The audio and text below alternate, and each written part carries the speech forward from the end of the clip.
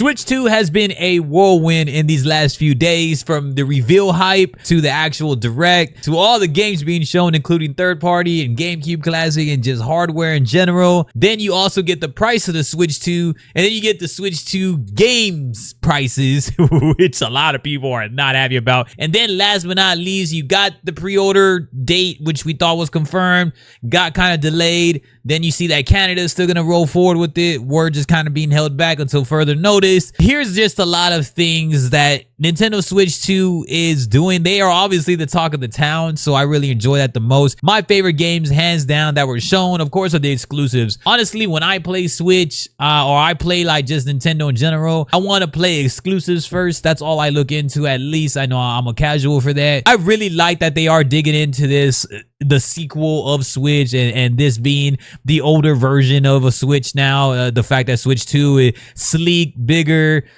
just better graphics overall, just better everything, which makes sense as to why it's like, what, the initial launch of a Switch was what, $299 or something like that USD, and this is like $450. So it makes sense why that price jump is so high.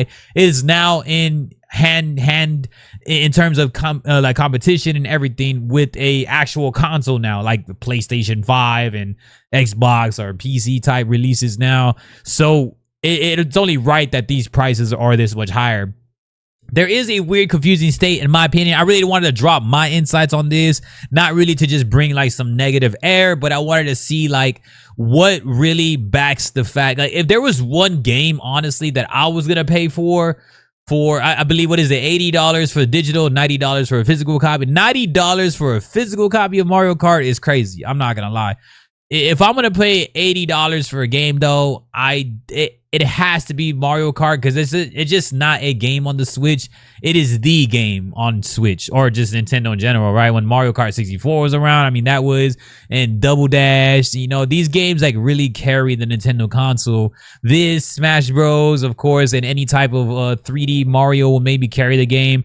But yeah, Mario Kart is still the best-selling game on Switch OG, or it sounds weird saying that already.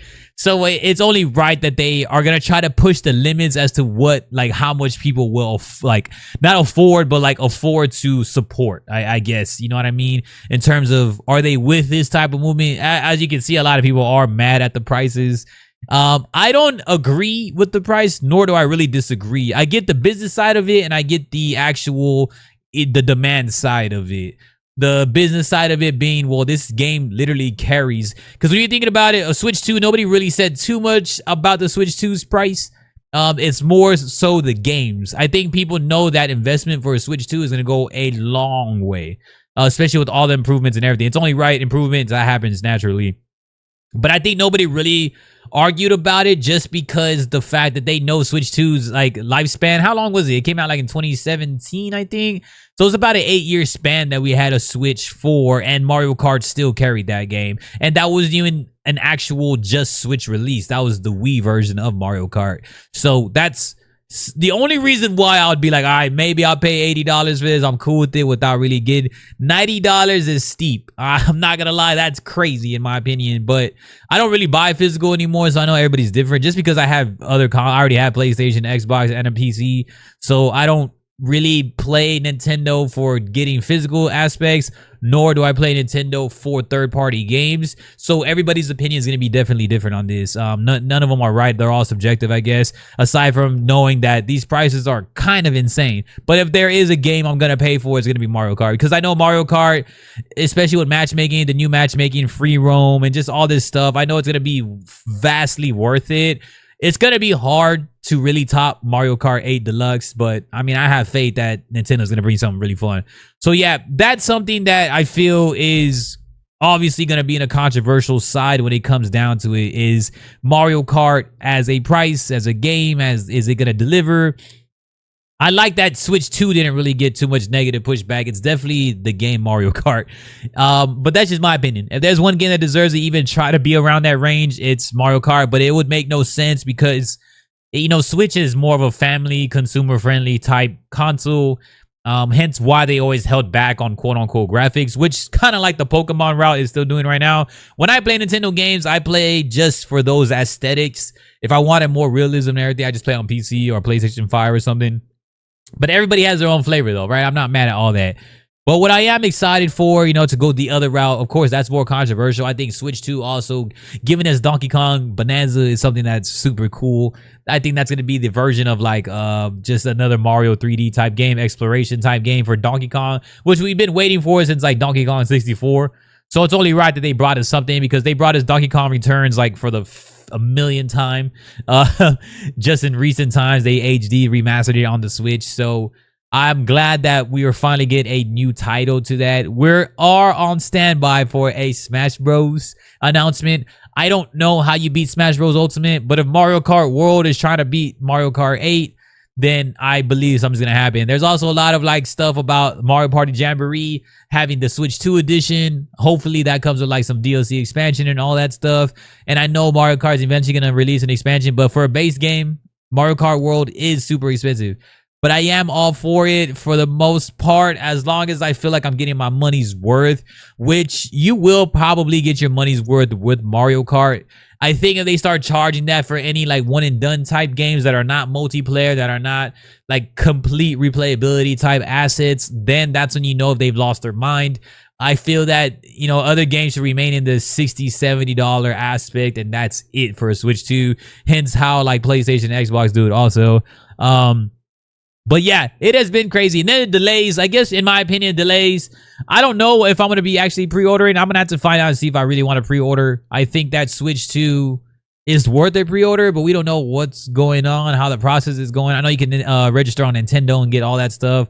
I'm just not sure if I really want to up front as soon as the announcement comes around. I might wait for like a second wave of pre-orders to really happen. If not, I might check it out launch day and see if there's anything available. I don't know how much it is going to sell. I know I want the bundle for Mario Kart World because it'll be cheaper just to get it like that versus just buying it separately. But yeah, I'm super excited for this regardless. I'm a huge Nintendo fan, but even I could be like, yo, that's kind of crazy for these prices. Never for the third party though. I always get Nintendo just for Nintendo. So I'm only speaking on behalf of just getting Nintendo exclusives. I feel the exclusivity route Nintendo's really trying to take, since I know Xbox, PlayStation, or Xbox is not really doing like too much of an exclusive route anymore. And I know PlayStation is starting to slowly get games into like PC and everything like that. Their exclusive route is kind of ending soon. So Nintendo is probably just doubling down now more on just being exclusive and having known titles be like, hey, this is where we're staying, and we're not really giving on any of that stuff, right? Similar to how like Sega was at first before it started really going. That's what Xbox is doing now. But yeah, I'm excited for it regardless. I think it's a good price for the Switch 2. For Mario Kart World, it could be split objectively. Online, it shows way more noise of people saying drop the price, of course. But I feel that this game single-handedly carries the Nintendo console. So they're either trying to push the bundle on purpose as a marketing like scheme, or they're just trying to like be like, you know what, we know this game's gonna be bought regardless. Kind of like the way people buy Call of Duty and people, I don't know, people like buy Madden and NBA 2K. Mario Kart's in that echelon of like people are gonna buy it regardless. So I think they're seeing how far can they push this. But I love Switch 2. I'm one that's gonna be like, I'm getting it. I have to. It's such a great game. It's a game that I always have memories with. I've been playing it forever. I've seen Mario grow his whole lifespan throughout all these games and spin-offs and everything. So there's no doubt it has much more of a personal feel to me, and it's well worth it. It definitely, if they can deliver on the content, the UI, which it does look like, there's a lot of great stuff on there, man. But Donkey Kong Bonanza, Mario Kart World are the first two games, of course, I'm excited for. Metroid Prime, of course, is going to be really cool also. I haven't been like a huge Metroid fan. I played Super Metroid way back then. I played a couple of the Metroids. The remaster I played, of course. But we'll see how it goes. We'll see how it goes. And what other game am I missing out on? Unless we get like another Zelda or anything, I'm not really getting any Switch 2 edition type games probably. I'll probably work on more of the Mario Kart World and Donkey Kong Bonanza until we get a Smash Bros. Release, I think, in my opinion. Those are the only games I'm really aiming for. 100% aiming for Mario Kart World. That's going to be a day one buy. But we'll have to see when pre-orders are announced. But yeah, Switch 2 kind of has been up and down right now, right? It has price hype, post delays. It has Like all these people are excited for it over here. All these people are pissed off about it over here. All these people love it. All these people are like me, or we're just like, you know what? We're kind of in the middle, neutral. We understand why, and we understand why not to get the game for like that type of price range, man. But yeah, y'all drop y'all's thoughts, man. Y'all let me know what's up. Is Mario Kart World worth it? Is Switch 2 gonna be worth it? Are you getting it pre-order? Are you getting it day one? Hopefully we get a lot of those details soon, though, man. I'll see y'all soon. Peace.